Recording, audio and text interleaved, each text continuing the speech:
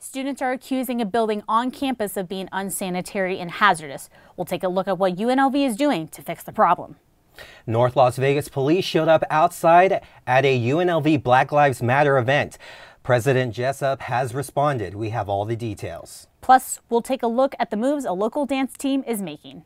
All this and so much more. Studio G starts right now.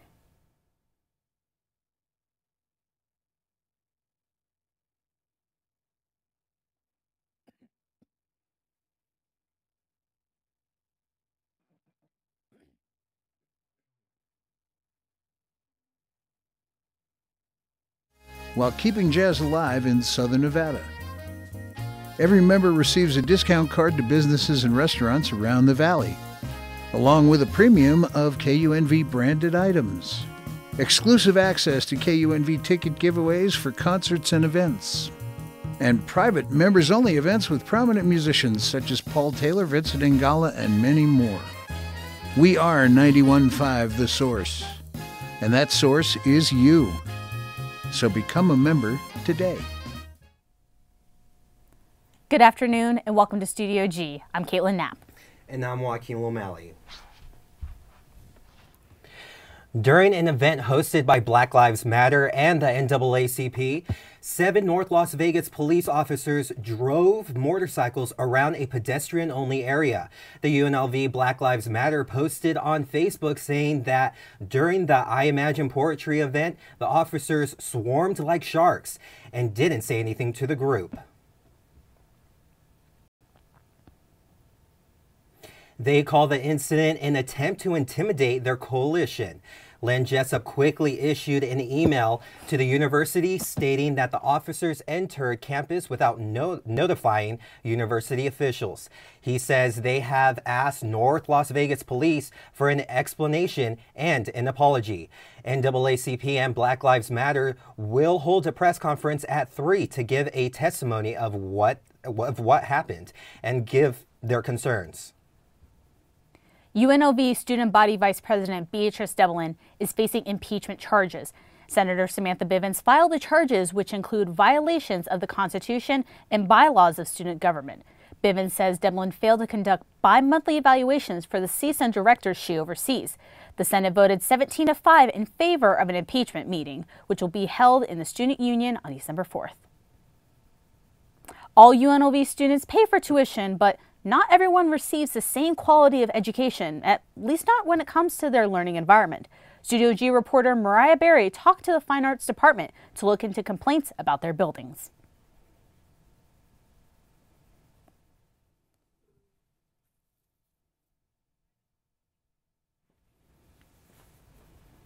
We'll get back to you.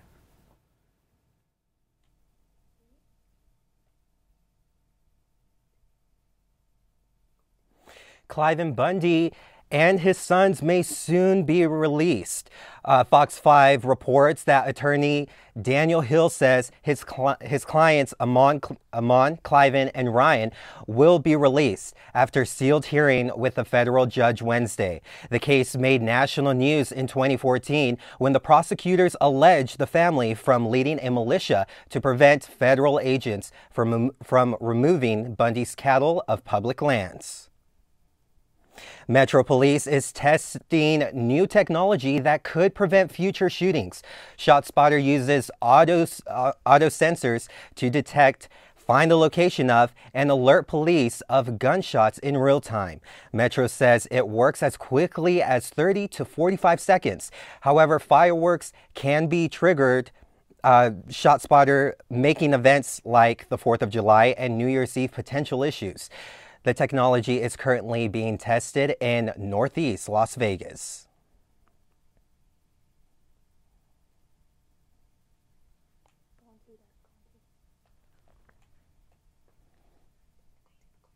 We're having some technical difficulties, but we will definitely, we're going to be going on break and we'll be right back with more news.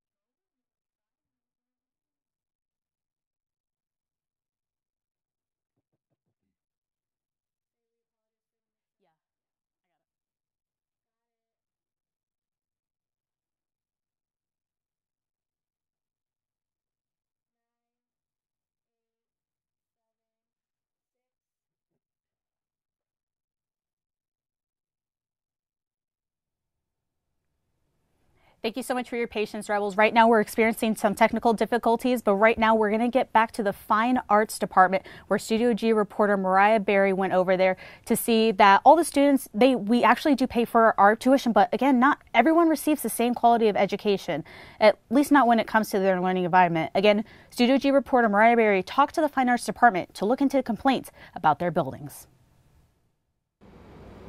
Reports have been made about the unsafe and unsanitary learning conditions in the Fine Arts Department. I spoke to a fine arts student to get the inside scoop. It's barely updated. It's really dirty. There are bugs in like every classroom. It's like a daily occurrence. If you walk in, you see a cockroach. That's just a common thing in there now. People have sent me videos of like spider webs clinging to our equipment. There have been leaks in the classrooms where there's like big expensive equipment, stuff that can't be replaced very easily. First day of school, there was water like an inch high in one of my classrooms. And this kind of stuff is like normal in that building. You can ask like anybody in that building if they have a class in there, they will tell you how bad it is. I reached out to faculty, and while they would not appear on camera, one expressed that while they wouldn't say that the building was hazardous, they do believe that it's past due for an update. I know that not all that money for the new buildings comes from us directly. I can't remember which one, but I know one of them was a big donation for someone specifically for that building, which is understandable. But, it's gotten to the point where this is the oldest building on campus. I feel like it needs to be prioritized more, and the school should get the ball rolling on that. We should be doing something to change it. College of Fine Arts Dean Nancy Usher said that there has been a very deliberative university program over the last months to address the important issue. And Associate Dean Sean Clark said that a great deal of time and expense has been made to address these issues, and that it is on the students and instructors to quit propping doors open and leaving the rooms unsecured. I just want people to know that at this point, it's kind of an embarrassment to the school. It's been on the master plan for change for 10 years, and they still keep, fixing other buildings first. And it's come to the point where sometimes, we suggest CSN for people considering art. For Studio G, I'm Mariah Berry. So, as you can see, it seems like there are some conflicting viewpoints on the matter. Cliven Bundy and his sons may soon be released. Fox 5 reports that attorney Daniel Hill says his clients Amon, Cliven, and Ryan will be released after a sealed hearing with a federal judge Wednesday. The case made national news in 2014 when prosecutors alleged the family from leading a militia to prevent federal agents from removing Bundy's cattle from public lands. Metro Police is testing new technology that could prevent future shootings. ShotSpotter uses auto sensors to detect, find the location of, and alert police of gunshots in real time. Metro says it works as quickly as 30 to 45 seconds. However, the fireworks can trigger ShotSpotter, making events like the 4th of July and New Year's Eve potential issues. The technology is currently being tested in Northeast Las Vegas. It's time for a quick break, but don't go anywhere. Brianna Haiti has your weather forecast. We'll be right back. R&B too. I like to play any new upcoming music, new albums, new mixtapes. I like to open up with maybe kind of a hype song that gives people energy. Just play any type of good music and then give people a rundown what's going on currently in hip hop. Just good vibes, good music. A lot of radio stations don't keep up with playing good music. So that's really the goal. This is Jalen Young on More Than Music Mondays. Check me out on the Rebel HD2. Welcome back, Rebels. I'm Brianna Haney with your Thursday weather forecast. Today, it looks like we're going to have mild conditions in the Las Vegas area. Our current temperature is 55 degrees with an expected daytime high of 69 and an overnight low of 46 degrees. And you can expect sunny conditions all day long. Now turning to our weather across the valley. Current temperatures are in the mid-50s across the Las Vegas area, with the exception of Nellis at 44 degrees, and our highs are currently in Centennial Hills and Summerlin at 56 degrees. Turning now to our national forecast. Today, you can expect sunny conditions through most of the central part of the United States, but you can expect rain showers through parts of the East Coast and the Midwest. And you can also expect rain in Seattle and Portland today. So that brings me to our picture of the day. This comes to us from CNN. This is Mount Agun in Bali, India. Mount Agun has been erupting ash and smoke all week long, causing problems for tourists and residents. The Bali airport has just reopened after being closed on Monday and Tuesday, allowing tourists who had been trapped there for days to finally come home. But evacuations are still in place for many residents in the Bali area. So if you're there, take precautions, wear a face mask, do whatever you need to do to stay safe. Now, turning back to Las Vegas for our 5-day forecast, as I mentioned earlier, today our daytime high is going to be 69 degrees, and you can expect to see similar conditions tomorrow, coming in at 69 degrees as well. Then on Saturday, we're going to have a daytime high of 71 with mostly sunny conditions. And on Sunday, we're going to be mostly sunny again with 70-degree weather. And then we're going to dip down significantly between Sunday and Monday to 59 degrees. And our overnights will be in the 40s across the board. And if you're on the UNLV campus today, our current temperature is 55 degrees with 10 miles of visibility. And winds at 3 miles per hour from the southeast. And you can expect sunny skies as well. Oops. Sorry about that. And if you're going to be at UNLV tonight, our overnight low is going to be 49 degrees with winds at 6 miles per hour from the southwest and mostly clear conditions. It's definitely going to be chilly though, so if you're going to be out, bring a jacket with you. And that's all the weather I have for you today. Back to you guys. Thank you so much, Bree. North Korea state media says the country has tested its most advanced ballistic missile, reaching the highest altitude ever recorded and putting the U.S. mainland in its range. This is how President Trump responded. President Trump vowing to take action against North Korea after the rogue nation launched its most powerful missile to date. We will take care of it. We have General Mattis in the room with us, and we've had a long discussion on it. It is a situation that we will handle. Tuesday's test, the first in months, a clear indicator that despite President Trump's previous warnings, Kim Jong-un continues to develop North Korea's weapons program. The bottom line is it's a continued effort to build a threat, a ballistic missile threat that endangers world peace, regional peace, and certainly the United States. Authorities confirming the launch was of an intercontinental ballistic missile, traveling east for roughly 620 miles towards Japan.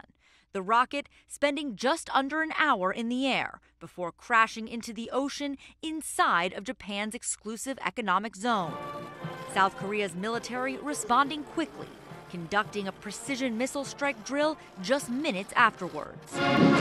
While officials say this was not a threat to North America or our allies, the U.S. believes in 2018 North Korea may be capable of launching a missile that could reach the U.S. If we have to go to war to stop this, we will. And if there's a war with North Korea, it'd be because North Korea brought it on itself.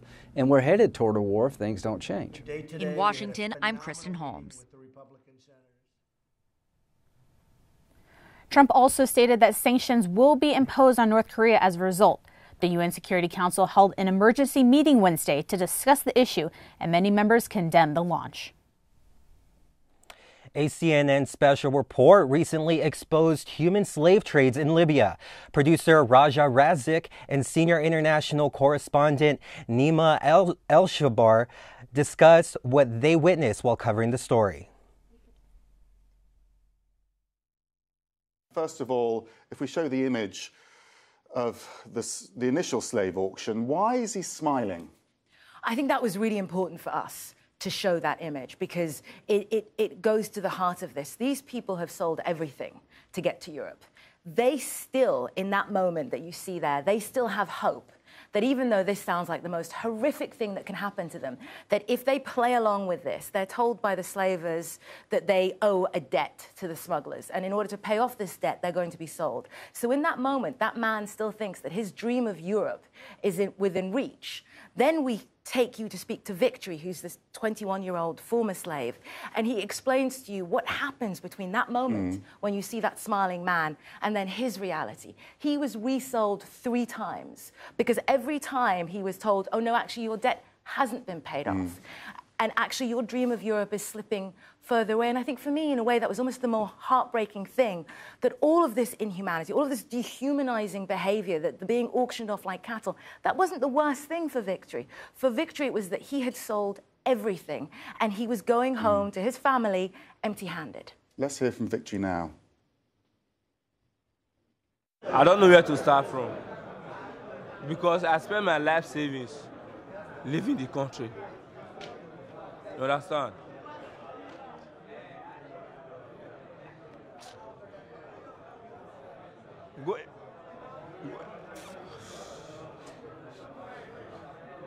Going back home now, a lot of my friends, which we start together, most of them are in Europe now. In the business they are doing, most of them have grown up. So I go back and start back from square one. Rugiatu saying, very sad, I was crying, of course. I mean, so many people are crying, Raja. Another question that's coming through is, who's buying them? Oh, so typically it's people that need farm work, housework, construction work. So they're buying them, and it's Libyans who are buying them for work that they need done, whether it's for a company they have for farming, it's cheap house, labor. Gardening. It's just, yeah, it is cheaper labor for them. CNN reports that many people fall into slavery in the hopes of paying their way into Europe. On Wednesday, the Libyan ambassador to the UN denied the existence of slavery in his country, stating that Libya is facing a, quote, global false media campaign of defamation trying to portray her as a racist country. A recent CNN report recently exposed the human slave trains in Libya. Protesters are calling for an investigation from the Libyan government. Images from Libya that shocked the world. An exclusive CNN investigation that revealed the ugly slave trade that's happening on Europe's doorstep. For the past year, a CNN team has worked tirelessly to shine a light on this dark practice. And the scenes they filmed inside Libya have provoked both protests and promises of action. On the streets of Paris, hundreds of demonstrators shout no to slavery, demanding the Libyan authorities investigate, which they say they will do. Protesters could barely contain their anger. The leader of the African Union, Alpha Conde, also reacted harshly. On behalf of the African Union, I express my outrage at the despicable trade of migrants currently taking place in Libya and strongly condemn this practice of another age. As thousands continue to make the perilous journey from Libya to Europe, the International Organization for Migration warns that smuggling networks in Libya are, quote, growing stronger, more organized and better equipped, all of which allows the hidden horrors to flourish. A glimpse inside a nightmare many didn't even realize still existed in the 21st century. Robin Creel, CNN. Protests also broke out here in the U.S. as people gathered in New York calling for an end to slavery.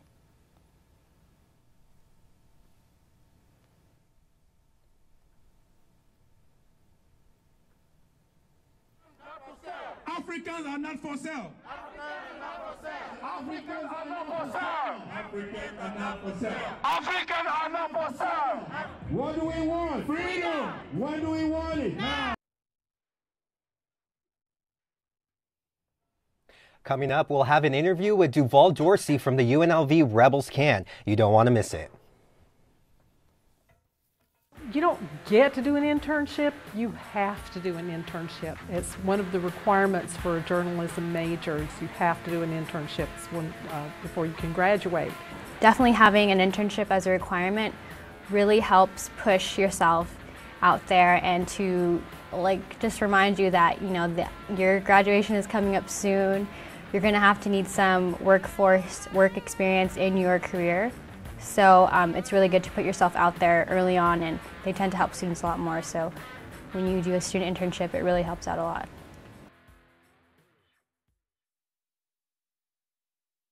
We are member supported. KUNV 91.5, The Source. Here's why you should become a member.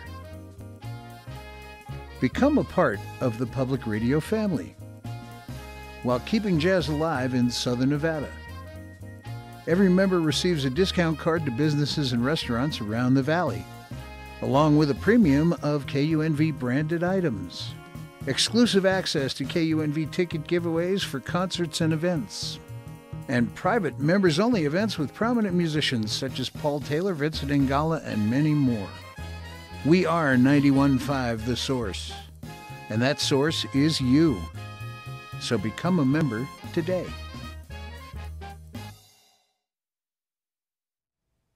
Welcome back to Studio G. I'm sitting with Duval Dorsey to talk about RSO UNLV Rebels Can. Thank you so much for being here today. Well, it's a pleasure to be here. Thank you for having me. No worries. So how did this organization come about? Well, there's a lot of things changing in our local community with cannabis, and we believe that in the near future, nearly every degree and every field of study will be applicable to the cannabis industry.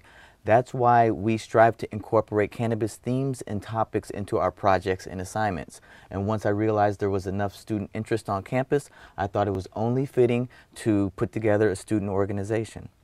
And marijuana was legalized July 1st, correct? Well, medical marijuana was legalized nearly 10 years ago in the state of Nevada.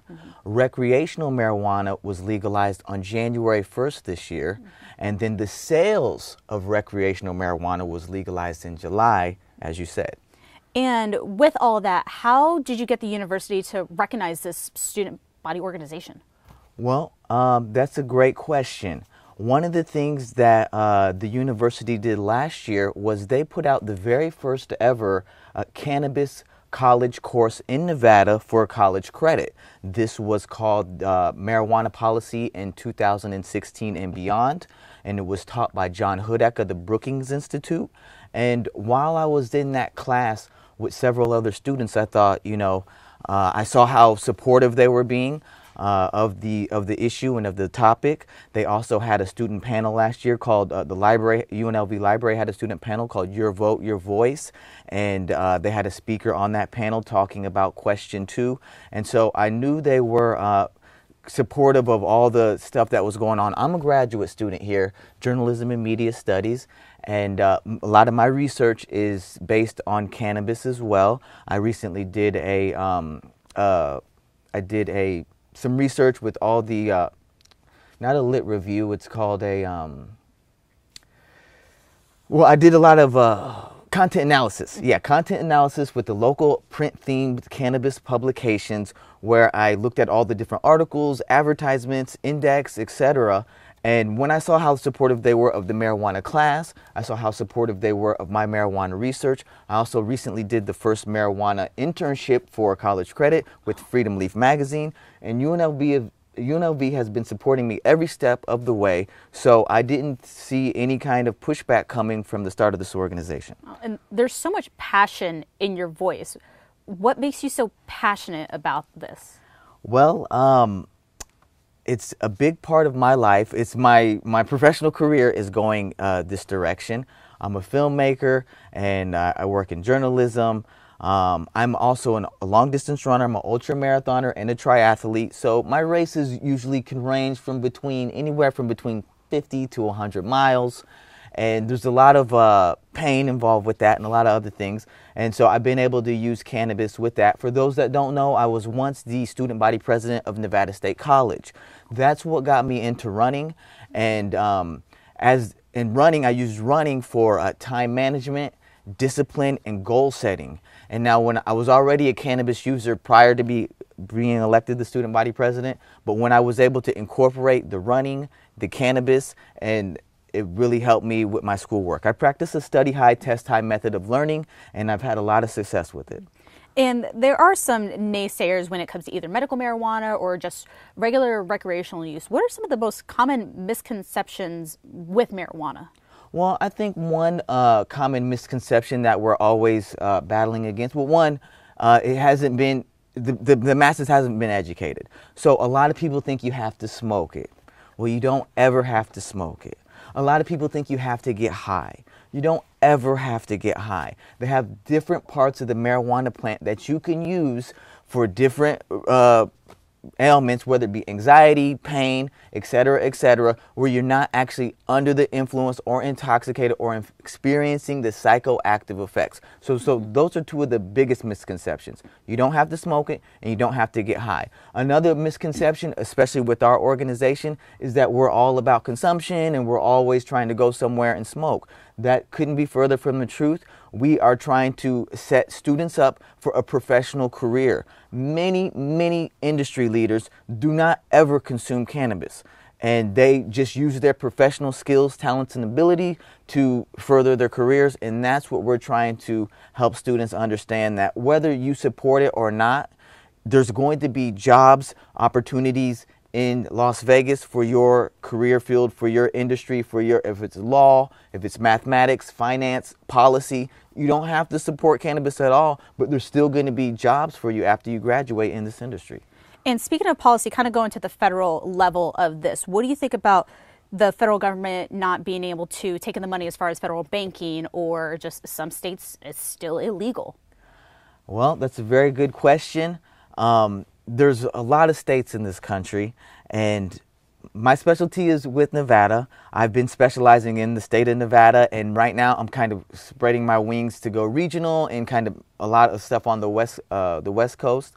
Now, as far as the federal stuff, it's going to be a long, drawn-out process. I foresee a lot of time going past as they try to figure these things out. A lot of times they want things to move forward, but everything is done with due process. That means certain legislative sessions, that means certain votes that only come around. Like, for example, in Nevada, the legislators only meet every so often. And so if we want to bring something to an issue to the forefront, like the lounges, to combat the public use that we see here in Las Vegas, then a lot of times for larger issues like that, we have to wait until a legislative session meeting. And so since all these different meetings and votes are happening at different times all across different states, it's going to be a long, drawn-out process.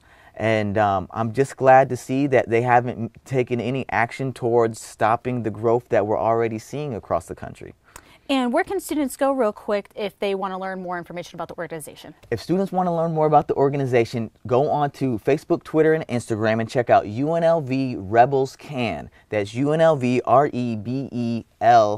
REBELSCAN, or you can email us at unlvrebelscan@gmail.com. You can find a lot more about our organization and what we do at redefinecannabis.com. And also, we just released episode 1 of the College Cannabis Podcast. So you could tune in to the College Cannabis Podcast and find out about everything we're doing on and off campus. Great. Definitely a lot of information. Thank you so much for being here with us. Again, thank you for being here today, Duval, and we'll be right back after these messages.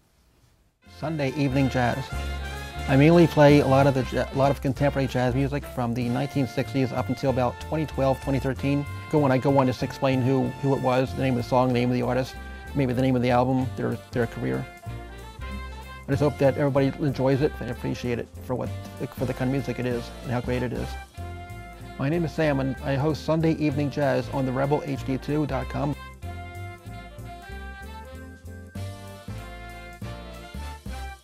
This is a 30-minute show that airs every Tuesday evening at 91.5. You're going to hear Dr. Gary Larson along with our regular contributors talking about what matters to our community. And not only what matters, but why does it matter? We look at our community as a whole, but we also pay special attention to what's happening here at UNLV because that's our home as well. So looking at our metropolis through the lens of a radio show really gives us the unique perspective to tell a story through words and through people, and I think it makes for a great program.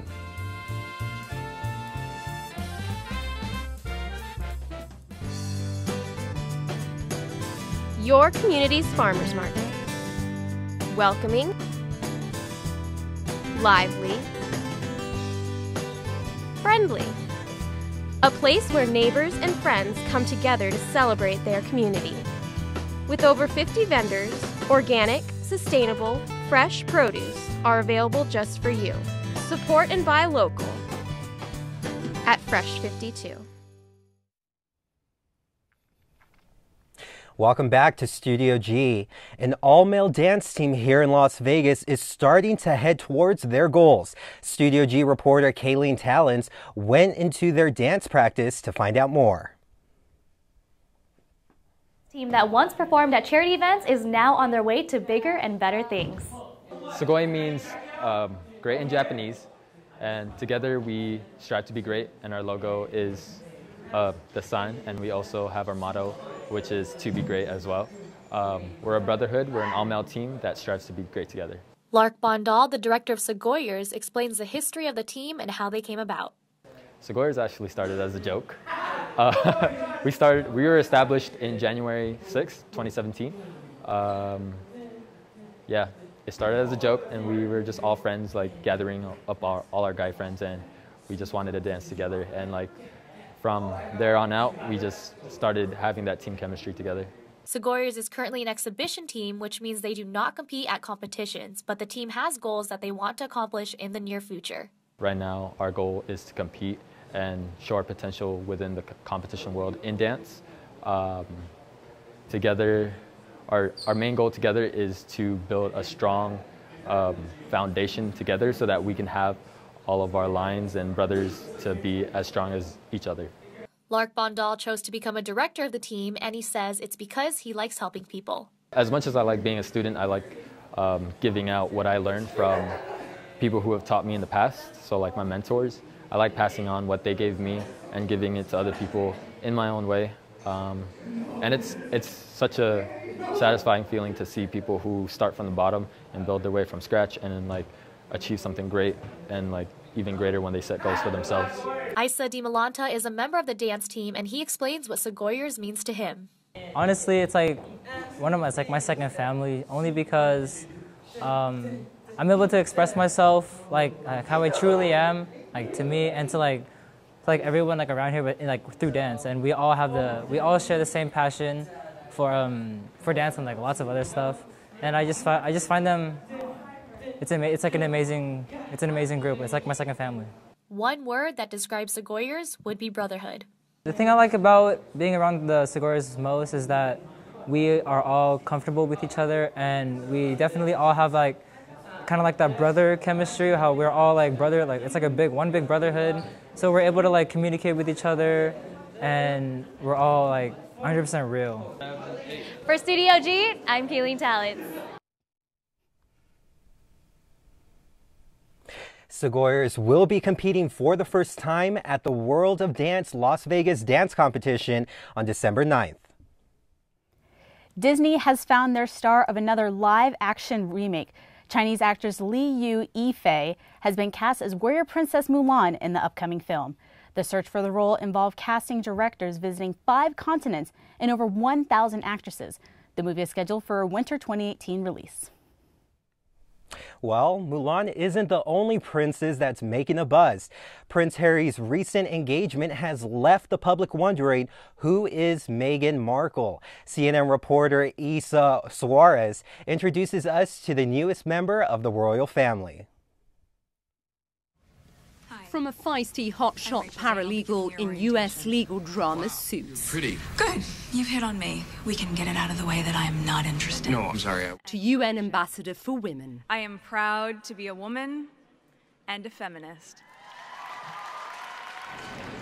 Meghan Markle has been making her mark in the philanthropy world long before her prince came along. In fact, she's been fighting the good fight since she was 11 years of age, writing letters complaining about a sexist soap commercial. This commercial came on with the tagline for this dishwashing liquid, and the tagline said, "Women all over America are fighting greasy pots and pans." 2 boys from my class said, "Yeah, that's where women belong." Her perseverance forced the soap manufacturer to change the commercial. Today, she continues this fight for equality.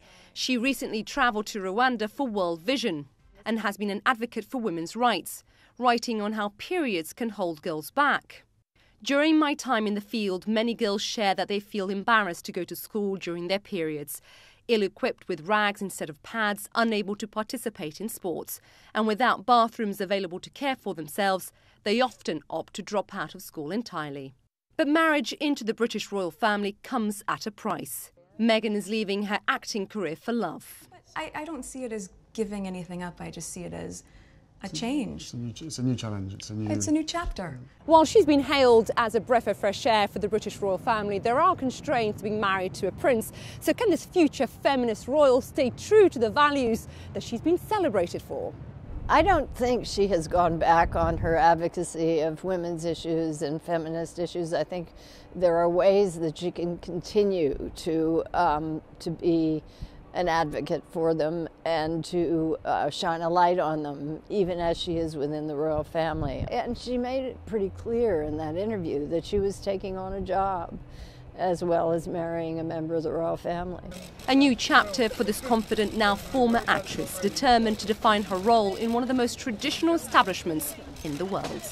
Isa Suarez, CNN, London. Wow. Prince Harry finally got engaged. I'm super excited about this wedding, but to go back to the dance story that Kayleen did, they were absolutely amazing. Like, I think we need to dab as we're closing, you know? Yeah, just I know. Like, that's all the time we have for today. Thank you for tuning in, everybody. We'll be right. We'll see you guys. Have a good weekend.